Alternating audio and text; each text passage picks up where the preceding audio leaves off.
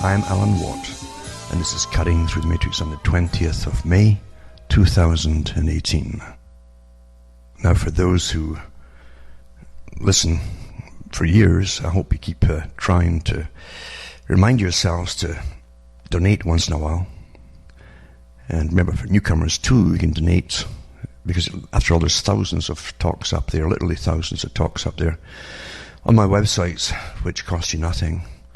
And it's just human decency to send a few pennies here once in a while, or buy the books and discs if you're new, and you'll get a quick wake up to the system. I hope, because the system is so intense, like it's never been before, with mass communication, which is standardizing rather than giving you alternate viewpoints. Really, the main viewpoints, the bulk of it, the core of it, as they like to call it, is standardizing the behavior and the thoughts and the topics and the viewpoints of billions of people across the world.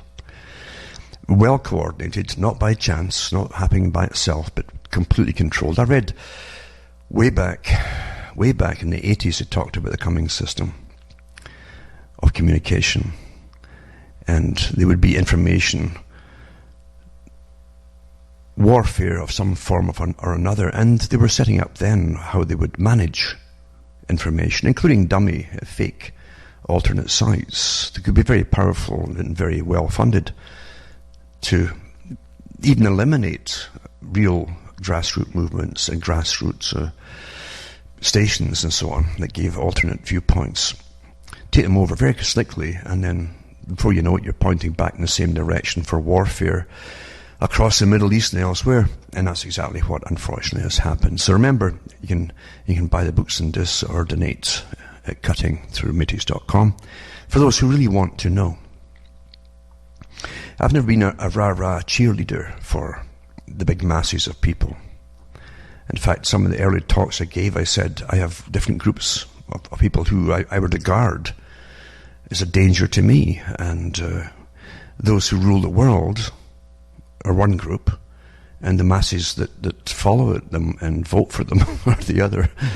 Because really, I'm assured those who at least have a faint inkling of what's happening, and has been happening for years and years, of the control techniques, have experienced the difficulty of trying to wake people up who are completely immersed in their indoctrination. Remember, I even give talks on it too, from the various publications by big think tanks that worked on how to control the people, manipulate their mindsets and so on. Psychology, and now they call neuroscience too. Behaviorism, of course, is in the act as well. Lots of publications, and they really are pretty effective, the studies they do on the public. They find out what motivates us, how they can alter us, nudge us, change us, and so on. It's pretty effective on most people. And like all forms of warfare, you aim for the mass destruction of your target, really, or effect of your target. And there's always a fringe element that might escape here and there. But so most of the propaganda is aimed at the average person, really. And it works awfully well. Indoctrination is very, very effective. And when you're brought up to be naive and to believe the world is pretty good, and people that you think you elect are taking care of the world and running it all for you in a decent sort of way, why should you question it? It isn't until you really dig into the system and you find out that, nope, like Carl Quigley said, all the leaders in politics, for instance, are part of the same big club organization. It doesn't matter what party they belong to. And if you go into the subgroups that help manage it all, the big mass army, you might say, of societies and so on, they swear allegiance to the system, right down to your local level, right down to your little township, maybe even a village. Very effective system. Been on the go for centuries, many centuries. And it works awfully well. And that's why, when you see what seems to be unfair in the world, the same agenda goes on regardless of what the public might feel, as they say, what you feel, What you feel has no consequence. You're the prole, as Orwell said in 1984, and the proles don't count. They're not worried about the proles, as they say. Brzezinski, too, they love to boast. You see these characters, psychopaths, love to boast. And he did boast on behalf of the CFR and the Trilateral Commission, which he belonged to, that helps run the world too. He did boast about the system which gave the people their topics to talk about. Or even, you understand, every day you're given topics to completely distract you. Today, more especially than ever, more photographs of silly things than ever before to keep you enthralled and going through a newspaper online. It's going to take you maybe the whole darn day to do it, just looking at pictures. And you'll learn nothing by doing so. You won't remember anything in 2 or 3 days' time. And that's intentional. And then you have the other stories which are meant to get you angry and stir you up. And again, you won't remember, because the following day they'll give you other little things to make you angry about. But you're always left with the opinions you're supposed to have on things. It's very simple and very primitive in a sense. Because you won't find any media today going into in-depth, any mainstream media going in-depth into the causes of anything at all. They'll tell you what's happening today, so-and-so's bombing who, or whatever it happens to be, but they won't say why, or what was behind it, and etc., etc. What's amazing me right now, it's not really amazing me at all, to be honest with you, because the longer you live, the more you've seen this over and over again, sometimes your whole life long. But you'll see, for instance, the death count around Palestine going up and up and up, and hardly anybody's covering this at all. It doesn't say much about us as a species, does it? And we all pretend we care so much. Do you really care so much? Do you really? I don't think so. But again, I can't blame the people, because they're so enthralled and hypnotized by their electronic gadgets as you live inside this toxic Wi-Fi field, which actually big guys like Persingers, actually that's just his life work, that type of thing, how to manipulate people's minds and make them feel this and feel that at a distance. It's fantastic forms of control. And if you're enthralled and you're distracted, you don't seem to care so much about folk being slaughtered across the world, or even the threat of slaughter is to come, which always brings along, you see, this kind of behavior.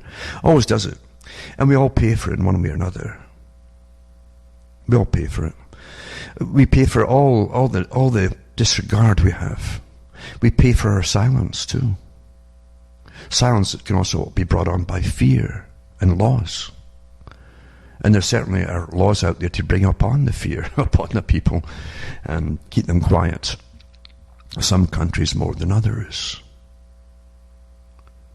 We're criticizing can be enough to break a law, aren't we?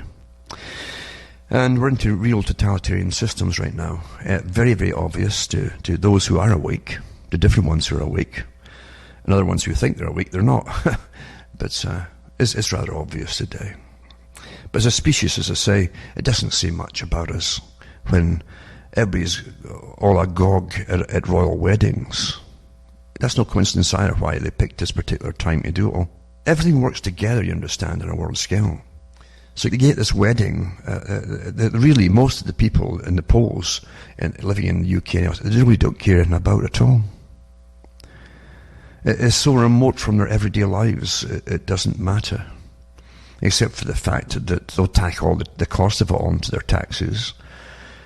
And it doesn't really matter there either, because you don't get a big bill. Oh, by the way, this bill was because of this royal wedding. No, they don't do that. They simply tack it on across the board. They spread it across the different taxes, so it's not so noticeable. But you pay for it anyway. But I really did think at this incredible parade of ostentatious behavior, where they boast, literally in the newspapers, they boast about, I mean, a breakdown of what this costs and that, it really is incredible. It's beyond gossip. But in this day and age, to see this happening is rather stunning. The old saying of Marie Antoinette, or let them eat cake. That never happened. That was put in by the enemies who were bringing on the revolution, by the way. But when you see them having £200,000 spent on a dress, one dress for a wedding, it's in this day and age, really, huh? That's just the dress. There's costs of anything from 30 million to 300 million pounds being floated already for the cost of security and everything for the entire event. And from the same establishment at the top, they tell you to tighten your belts and learn to be austere. As your taxes go up and up and up, and as your currency can buy less and less and less, unless you have more off this particular notes, whatever banknote happens to be in your country, you need more and more of them all the time to get the same amount of groceries and so on. But you're supposed to be absolutely enthralled at this nonsense that's been paraded out in front of you. And as I say, and across the world too, a whole bunch of countries in alliance are attacking and ready to attack Iran and finish off Syria and so on and so on. But no, just forget it all and let's watch this wedding. It doesn't say much about us at all. But as I say, the people who control us and control our minds really are very effective. That's why they call it the culture industry, not just entertainment, but today with internet as well. Again, it's a bigger minefield than it used to be. I used to read the reports on the air at one time from the big establishments, and MIT, etc., and all the big think tanks that worked with the Pentagon and so on. And they would constantly study us all, constantly, to see how we're taking this event and that event, and how they can tweak us to either forget it or be for something or against something. Happens all the time. And they also said that most folk will get overwhelmed with data. So they churn out incredible amounts of data. It's like grape shot in a cannon until you can't count the grape shot anymore. It's just that much of it. And that's what it does. The people shut down. The lies shut down. When you shut down too, they still want an answer to some major things, and it's given to them by the mainstream news. So they'll get the same standardized propaganda at the same time. Very effective. And it's going to get worse and worse and worse as we go on, because folk are becoming more introverted, in a sense. They're happy with the studies which show them at the top that young folk have more and more difficulty communicating in actual face-to-face situations. So it's working. And all their data is coming from that electronic little gadget in their hands, generally. Very effective, very successful. And they haven't stopped yet. Haven't stopped. Back in the 90s, I used to talk about this too, and people would say, oh, that'll never happen. Most of the stuff I talked about then has happened now. There's hardly anything they cannot make people do. Give them a little time. Give them a think tank or two to test things out on the public to find which really works. Get the psychologists on board with it. Behaviorists and so on, and they'll find a way to gradually change everything to 180 degrees until you're doing something you'd never have dreamt you'd ever do before. It used to be very obvious with fashion, just in the general population. In the 60s and 70s and 80s, it was blue jeans. And then it became baggy pants and wrap, and everybody followed suit. And today it's these kind of baggy shorts down to their knees or just past their knees, and it's like a circle crop haircut just standing up like something from Simpsons, that awful cartoon series. And that's what they look like. And apparently, I mentioned that because I don't go into town often. I don't watch television. And when I see things very quickly when I go into town once in a blue moon. And it all comes apparently from what people I've talked to from television, from different things you see in television. Monkey see, monkey do. Very, very effective. Very effective. And of course, they used to do it a lot on the teenagers because the teenagers are definitely under more pressure to conform to a peer group situation. And teenagers too will be rather nasty to anybody who doesn't conform to the latest whatever it is that's been pushed. But it also goes up the ranks now too, and to even older generations as well. Quite fun. It is fascinating to me. I get fascinated by studying it all and watching events unfold, just as predicted by those who plan the changes in the populations. But getting back to what I was saying, nothing happens by itself. In this day and age, most big corporations, and even newcomers to the corporations, start their big corporations off by straight grants from government. Like, for instance, all these electronic cars and so on. Why work hard for something and save your pennies and to put it... No, when you just go to the government, if you definitely have the connections, that is, and you definitely have to be somebody with connections to get into government, and then they throw taxpayers' money at you. And you just simply, with no liabilities of any kind, take the cash and have them build factories for you, etc., etc. Do the research and development for you, even into batteries and all that. And then demand that it's promoted through by the government down through the society into the sales system to sell it to the general public, and then the taxpayer has to subsidize these ridiculous vehicles. And I think they're ridiculous, to be honest with you. I don't know where they're to go, but the taxpayers to fund them to sell them because they're so expensive. And then if you get one, you have to, after about 3 or 4 years, when the batteries start going them, it's going to cost you about $40,000 to replace the batteries now. How many folk are going to afford that? But if you understand how big business works, you'll understand how things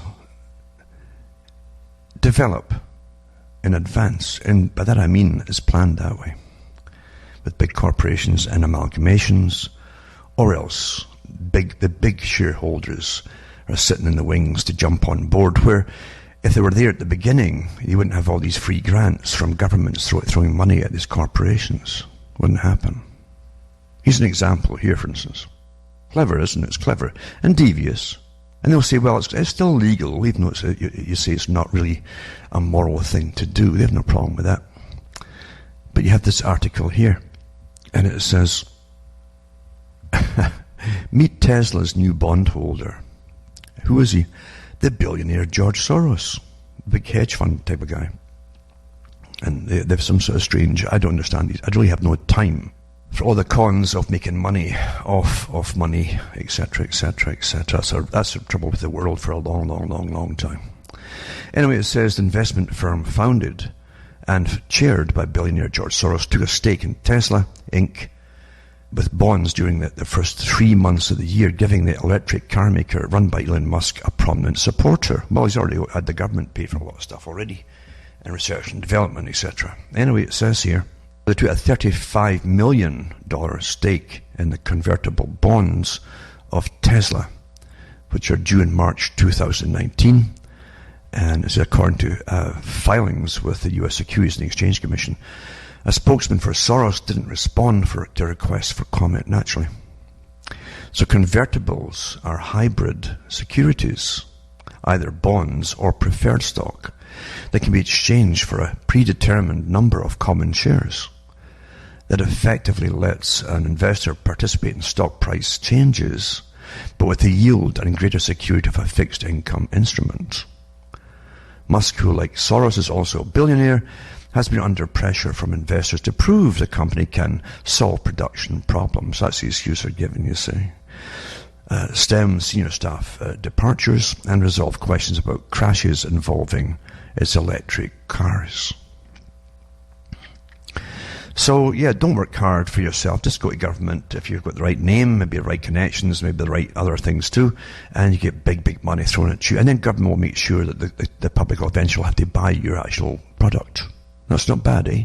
When government mandates you got to buy the product eventually, because that's where it's supposed to go eventually, as they get you out of your gasoline engines, and then into very few cars at all, because Agenda 21, remember, is going to do away with private ownership down the road. That's what it says in its own agenda. Anyway, this guy Soros just happens to jump on board at the right time after all the other money's been thrown at it, right? Isn't that beautiful, eh? So Soros says he wants to pay more taxes. Of course he does, this man. This man who sinks countries by manipulating the currencies and all the rest of it, and boasts about it. But anyway, he wants to pay more tax, but he prefers Ireland, where he pays less than he paid less than $1,000 in taxes. Not bad, eh? You know he's a real philanthropist, this guy. He wants to help people, mainly himself and his family and his stockholders, no doubt. But it says he joined a petition to scrap tax cuts for the wealthiest Americans, and other countries too, of course. But the billionaire prefers Ireland, where his hedge fund paid just $962 in taxes in 2013, according to Bloomberg. It says 400 wealthy Americans have appealed to the US Congress, urging Republican lawmakers not to cut their taxes. They say the GOP shouldn't cut taxes for the wealthiest when the US debt is at an all-time high and inequality is rising. The letter, signed amongst others by George Soros and Stephen Rockefeller, says the proposal would lead to deep cuts in critical services such as education, Medicare and Medicaid. It would hamper the nation's ability to restore investments in our people and communities. But he prefers to have his own businesses in a country that's under the thumb of the World Bank, IMF. And everything's connected, folks. If you think things are just all separate and no, they're not. There's a big, big gang running in the world, if you haven't noticed. And then you have this article here. Regardless, it doesn't make any difference. See, facts don't matter when agendas are at play. Another Tesla car, of course, that happens all the time, but occasionally you'll get the media putting a picture in the paper or a little video. So it's showing you a Tesla car bursting into flames, and it ends up in terrible deaths and so on. It's so quick what happens with the fires and these things. They literally are like explosive bombs on wheels. Anyway, a 48-year-old German driver died Thursday when his car hit a barrier on a motorway in the canton of Ticino, southern Switzerland. The car burst into flames and was attended by Bellinzona firefighters, who said the blaze may have been caused by the Tesla battery. Well, of course it is. We've had so many instances. There's no gasoline on board these things, you see. It says a violent impact of lithium-ion batteries could probably have caused a phenomenon called thermal runaway. This is what the term they're using now. That's a rapid and unstoppable increase in temperature. The fire crew wrote in their Facebook page, Facebook, I can't believe everybody's using Facebook, following the crash. And they also linked to an article from Firefighting Italy, outlining the risk of electric vehicles. According to the report, the main problem in terms of fire risk for electric vehicles lies in the so-called thermal runaway, and caused to the breakdown of the thermal balance of the system and the complete destruction of the batteries in the car. It's very quick. It overheats so fast, it's instantaneous almost, and boom, the whole thing goes up, you see. And generally, the folk who are in the cars generally die with it, even without hitting things at times too. Anyway, the Facebook post was removed May 15th and replaced with a less detailed statement about the fire. Naturally, everything's so politicized now, eh? But anyway, they've had quite a few of these things blown up recently and going in the fire and stuff like that. And you don't have time to run away generally, so that's what happens. That's just what happens. Now, Bloomberg mentions about his markets and all the rest of it too, that Trump may renegotiate the Trans-Pacific Partnership, says here. And I'll put these links up if you care to look at them or not. But again, Trump does say a lot of things, because again, they're already fearing up for the next bunch of elections and all the rest of it. And they've got to lie a lot to get back in again. It doesn't matter what side you think you're picking, the same agenda goes on anyway. Also, Trump's failed coup in Iran, a good article by Eric Margolis. Eric Margolis used to work for the Toronto Sun, I think, and maybe other papers or magazines too. But he's really fair. He's an awfully good reporter. He's still writing excellent articles today. He goes into really what's happening in good detail and why it happens, to the extent at least which you're allowed to do, almost, in some countries yet. And I'll put that up tonight too. Also, Israel launched waves of attack and ground shelling on a source of alleged Iranian military positions Syria this week. I was saying it was last week, but it says, again, they talk about how they're stepping up this whole provocation of war. And it's definitely on the cards. It's neocons, as you well know, who are in. And there's too much. You can all dig into what a neocon is if you want. If you're still confused about it, it's up to you. But of course it is. It's the same agenda that was happening with the Bush Jr. group, with Rumsfeld and Cheney and Wolfowitz and all the rest of them. It's the same agenda, absolutely exact same. Finish off the countries around the Middle East, so to speak, and pay for all too. Yep. Also, this one here is an interesting article. $21 trillion was lost. It happens all the time. They always keep giving you figures about what goes missing, and at least the US prints it once in a while. Most countries don't bother. And actually, the US supposedly has, because of its constitution, its laws, and all the rest of it, has to inform the public occasionally of certain things. They're getting fed up with it too. They're kind of hiding a lot of stuff nowadays. But they're supposed to do that. Most countries don't even have that anymore, if they ever had it in the first place. Anyway, $21 trillion lost. The largest theft in history, buried under a guise of US national security. A comedian, Lee Camp, on his show Redacted Tonight, recalls the first ever audit of the Pentagon, which is taking 2,400 auditors to do the job. Can you believe that, eh? Trying to understand where $21 trillion in unsupported adjustments went. In his show, Camp recalls that a couple of years ago, Professor Mark Skidmore of Michigan State University heard Catherine Austin Fitts, former Assistant Secretary in the Department of Housing and Urban Development, say the Department of Defense Inspector General had found $6.5 trillion worth of unaccounted for spending by the Army 2015. Skidmore, being an economics professor, thought she meant 6.5 billion and not 6.5 trillion. Because trillion would mean the Pentagon misplaced more money than the gross domestic product of the whole of the United Kingdom, which isn't hard to do these days. And so he looked into the Inspector General's report and he found something interesting. It was $6.5 trillion.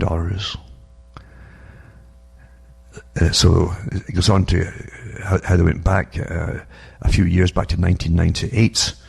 And these documents indicate that $21 trillion altogether in unsupported adjustments have been reported for the Department of Defense and Housing and Urban Development for the years 1998 to 2015. So if you make $40,000 a year, how long would it take you to make $1 trillion? Now we're talking about 21, but here's $1 trillion. How long would it take you to make $1 trillion at 40,000 a year? It would take you 25 million years, which sounds like a long time, but once you get past the 10 million mark, it really flies by, Camp noted. That's for $1 trillion. It says, Forbes magazine pointed out, after Mark Skidmore began inquiring about the report, the Office of the Inspector General webpage was mysteriously taken down. I've got the Forbes article too, for those who want to look at it all. Anyway, it's quite interesting, but again, you have to understand we're living in a different system than the one they pretend that the general public are brainwashed to believe you live within. It really is vastly different. Vastly different. Vastly different system. And then you have these articles too to do with dope. You see, we're into the age now of dope. Dope Inc. and dope Soma, you might call it. It's time to bring us on to Soma. Because those who rule the world, and the world is ruled, the whole world is ruled, and they have a form of government, which is governance, many agencies running it all. And they plan to really use all their sciences to the maximum now to bring us under control, so we can never wake up. And indeed, their rulers and owners want to basically be happy for the rest of their lives, their own lives, not having to worry about anybody in the public starting some movement to come after them or make them accountable for anything. Then they can have the whole future, entire future, eons perhaps, of living in luxury at the very top and the peons down below. Those that they still need, that is, because they're doing the cull and they plan to cull us and start bringing the population down by 2030 in a drastic drop for some reason, according to their own think tanks from the DOD. And they don't want to have to worry that occasionally people will break through their conditioning and entertainment, because most entertainment today is just conditioning and PC nonsense until you're a quivering wreck of apologies, apologizing for existing, especially if you're a male. And this is all intentional too. So, I mean, we've all heard about all the different virtue signaling, where they get up today and they use all the right buzzwords and so on to show you how wonderful they are and how caring they all are. And all kinds of NGOs, non-government organizations, and charity works and politics now too. It's across the board. You have to be so good that the Prime Minister of Canada, for instance, there's an article out there too, and he's got tears streaming down his face. He's apologizing for everything. And I think the only thing we haven't apologized so far yet is for the giants who got drowned in the Noah flood because they couldn't get on board the boat with Noah. And I guess if they had access to all the trees in Canada, they could have built a bigger boat. So he's crying away there and apologizing for everything. And it just gets worse and worse and worse, isn't it? How can you possibly... And never mind all these so-called semi-religious reasons for things. How can you apologize for things that you had nothing to do with? Huh? It's no different than what Thomas Jefferson said about the debt. If you're born into paying the debt off, which means you're a debt slave, and that's legal, actual fact. You're put down as paying off that debt when you're born. If you're born into that, then you are a slave. You're not a free person at all. And therefore no generation should be responsible for the previous generation's debt. Well, it's the same thing with guilt and everything else too. Nonsense. If guilt was being fairly shared across the world, a lot of the present day's abusers who claim that they were yesterday's victims and being abused, wouldn't be abusing folk today. But hypocrisy amongst humans is phenomenal. It truly is phenomenal. The inability to see themselves. Those who are brought up to hate can't see themselves. They really cannot. And there's nothing new in that. Nothing new at all. And sometimes you can see why the Bertrand Russells and the H.G. Wellses, who all work for the big global rulers of the day, and it's the same bunch actually that's running the day, the descendants of them. And they did say that humans just simply were not rational enough. However, what they failed to say is that through their indoctrination, it wasn't intended that they be rational. But they knew that eventually they would find ways of basically neutering people, just like you do with animals. So you wouldn't be a problem. There's many ways to do it, and you can use lots of them together. Chemicals is very effective. And indoctrination, to be guilty about everything, is another one too. And even reversing gender roles or all kinds of roles, just completely change them all, and until you've achieved your objectives. Very successful. But again, that's a whole different topic that's being used on the public today. Today, we're going through, again, massive changes. There's nothing out there today, really. There's very little out there, put it that way, that's actually genuine anymore, as far as news goes. And everything else is taken over, and actually all for the... Whenever you see... I used to say that, when you see, and you if you really want to follow something, and be a follower, I don't encourage you to be either, but if you want to be a follower of something, when you see your leaders deviate one iota from the initial agenda, and for the reason for being, you better forget them right away. You better. And because I'm telling you, you're being led up the garden path. There's nothing new in deception. I mean, there's manuals and manuals, thick manuals written about how to deceive millions of people. All intelligence agencies have them. And counterintelligence agencies have them. And they're very effective. Very old, very effective, always effective. So don't follow people, because if you do follow, you're being used. And, use all kinds of, well, I like what they say most of the time. Well, good, most of the time. That's the trick of getting you to go in and because rat poison has only less than 5% poison. The rest of it is good seed. Or corn, or whatever. Same thing.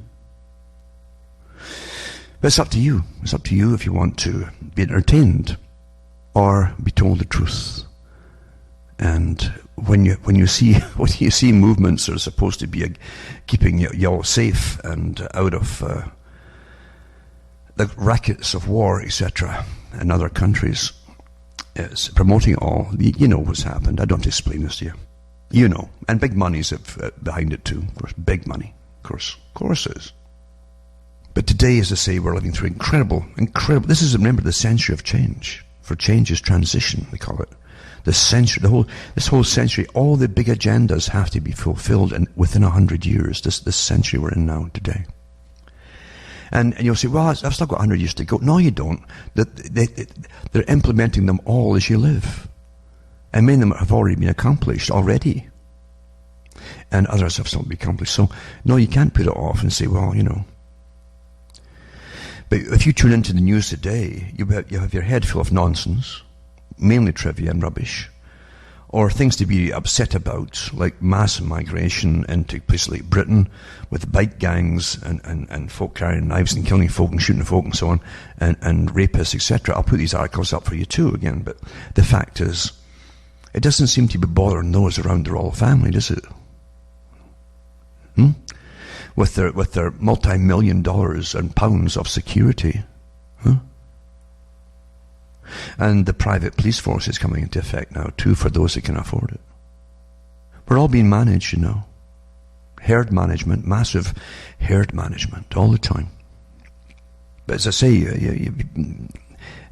the worst thing about people, and I won't go into it in detail, but even a long time ago, people were being taken over, and in fact, over the centuries, taken over, because amongst your own people, I care what country you're in, it doesn't matter. There are those who will take bribes. They will, and they will sell their own people out. And if the ones who are doing the bribing pick the right psychopaths, they can do it very slickly. They have a natural instinct how to do it and con folk, make themselves believable.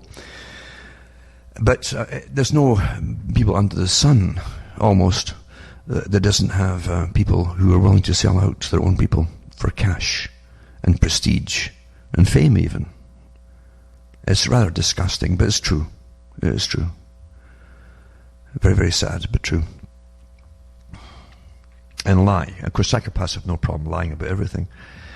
And if you know any at all, you can probably find it every day about them telling lies. There's no end of it all.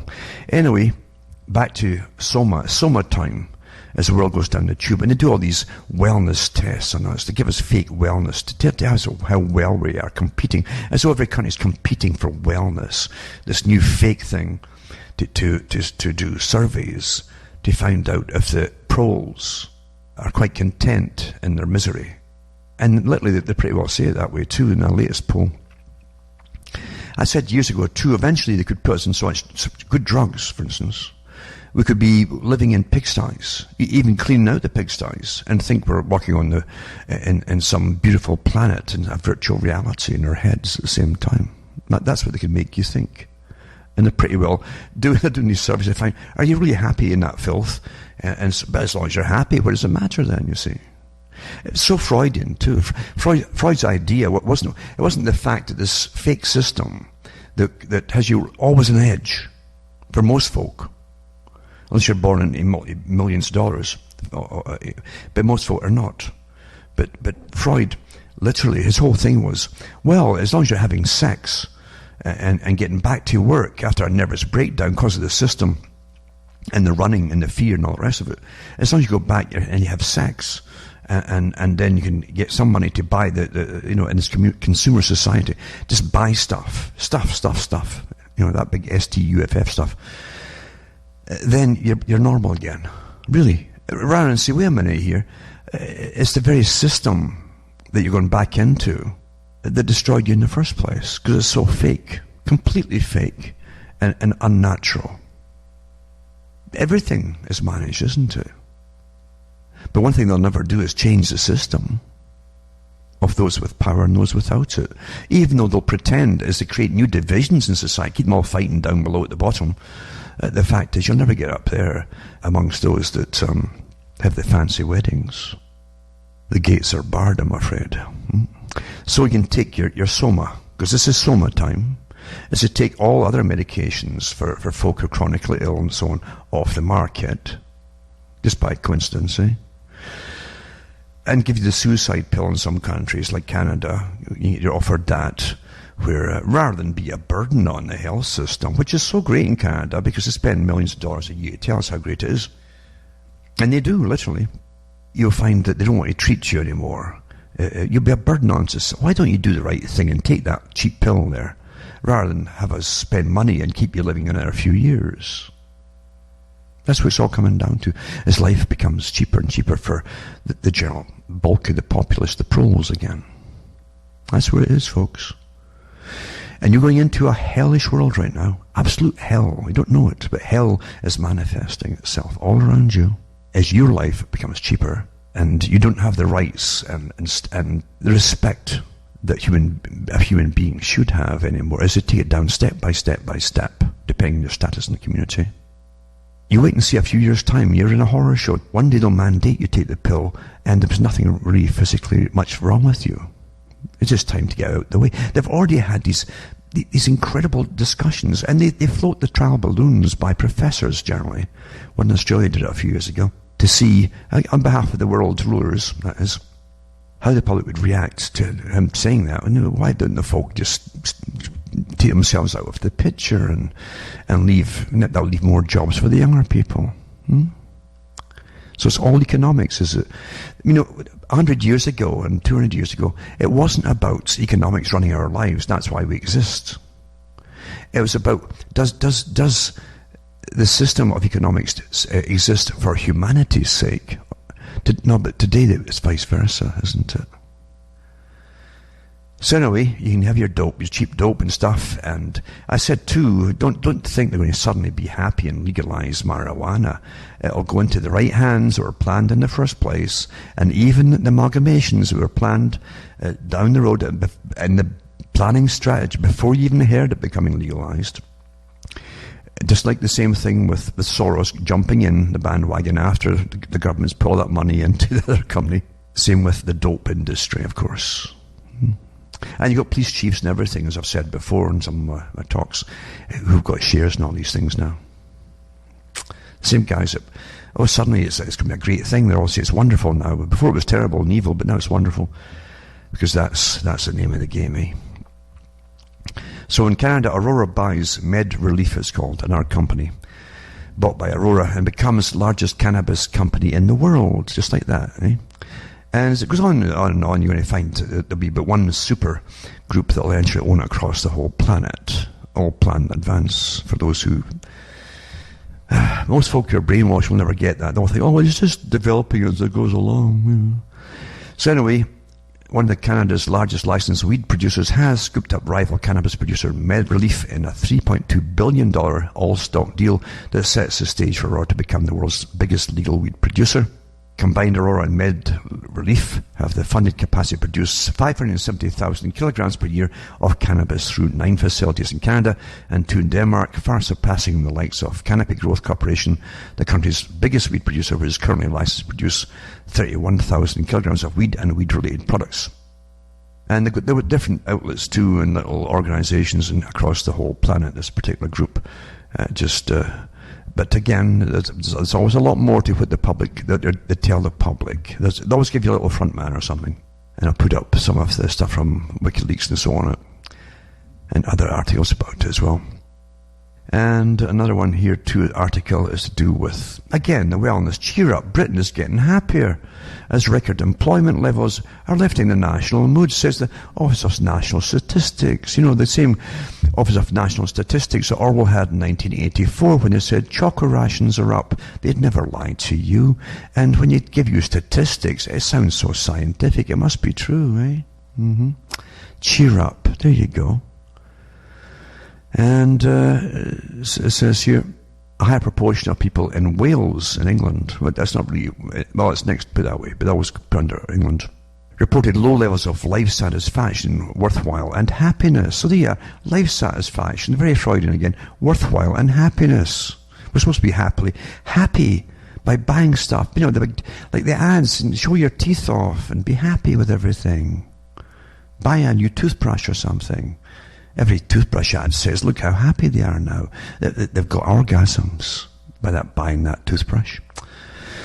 It says the surveys that were carried out between March 2012 and 2017, December, commissioned by the Office of National Statistics, carried out by New Economics Foundation. See, they've even got foundations to deal with it now, to manage your happiness, make sure you're happy, and probably drug you if you're not. Anyway, they have different stupid, ridiculous articles here, because as they bring you into austerity and big life changes, they're going to make sure they're constantly studying you to see if all their techniques to take up the slack and supplant and actually substitute what used to be giving you happiness, all changes and goes down the toilet.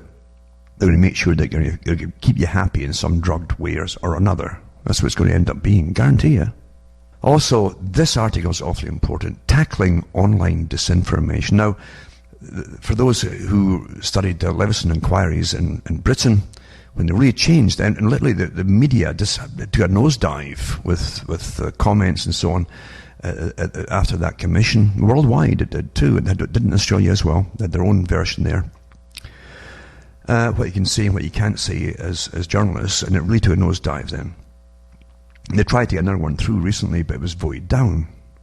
However, like everything else, well, we voted that down. Not really, okay.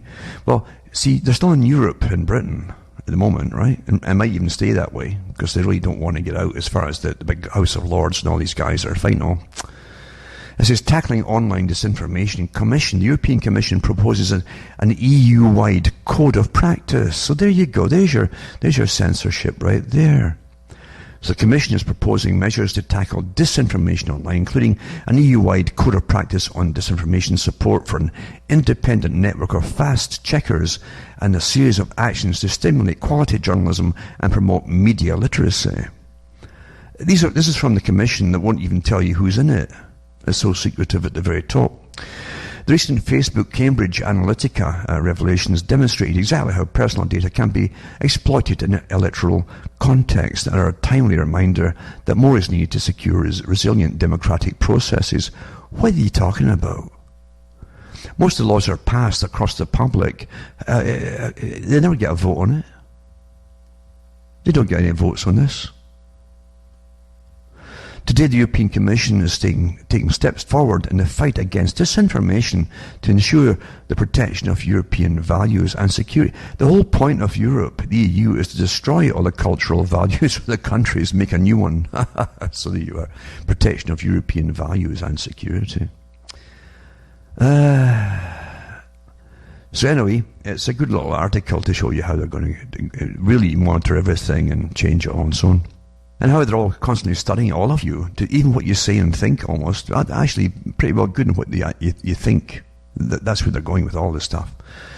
And they even have articles out, again, more articles, modern ones, new ones, like Minority Report type articles on how they're studying how you think and how they're predicting what you're going to think about next month and so on by studying all your data.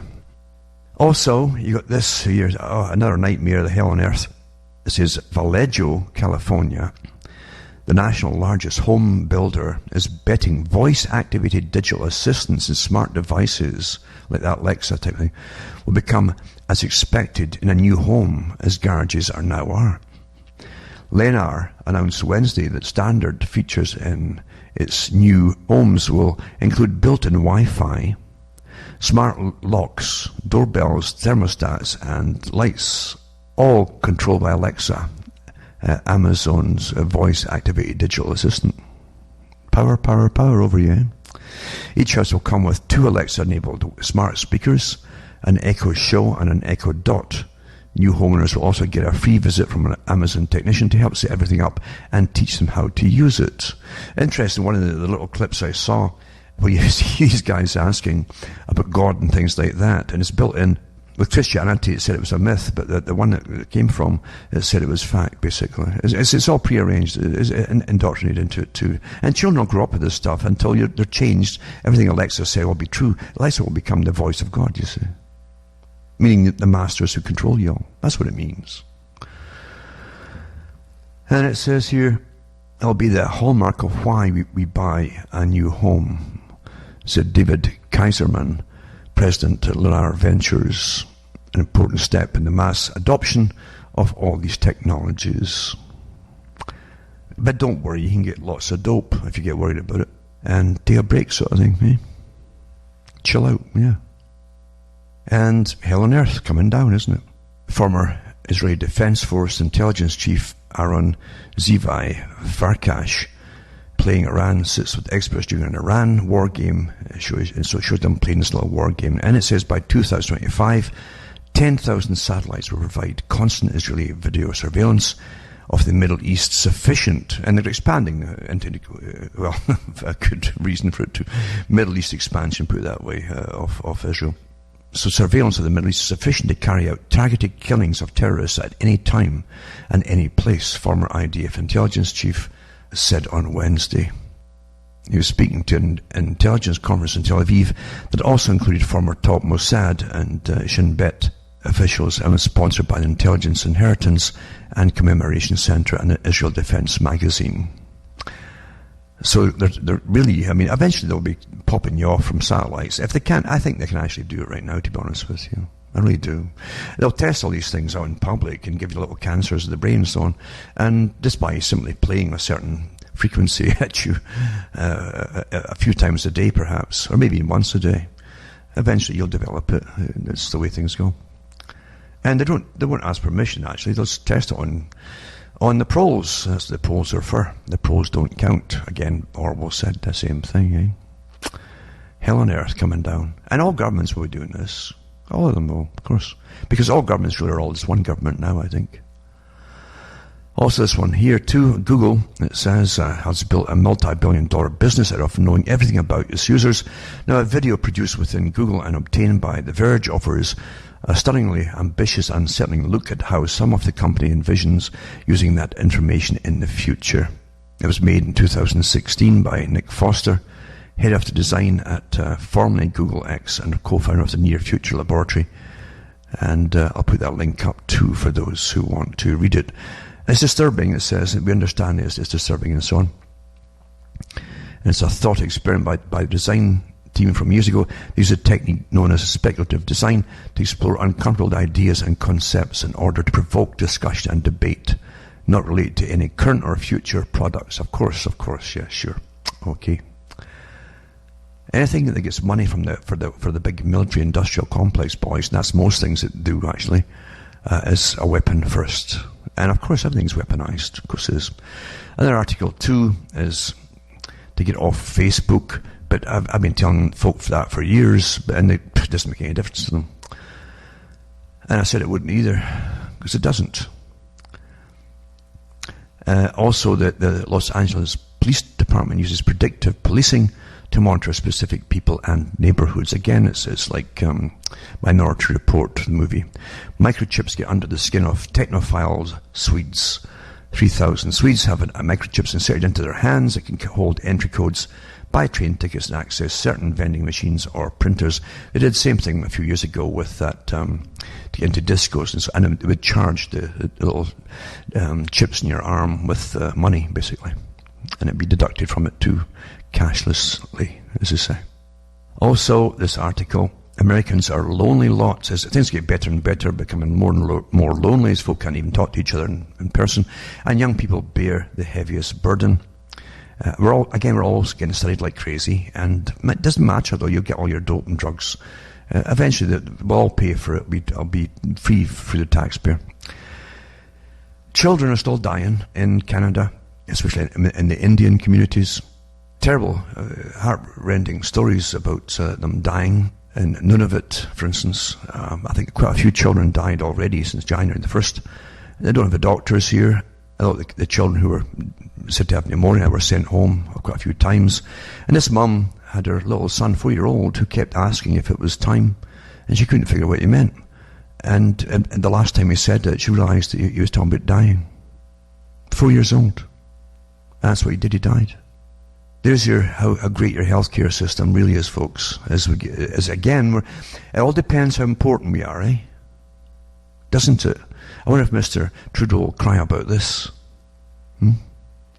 Or are some people worth more tears than others to these social preeners? And that's what they are, really. They're preeners.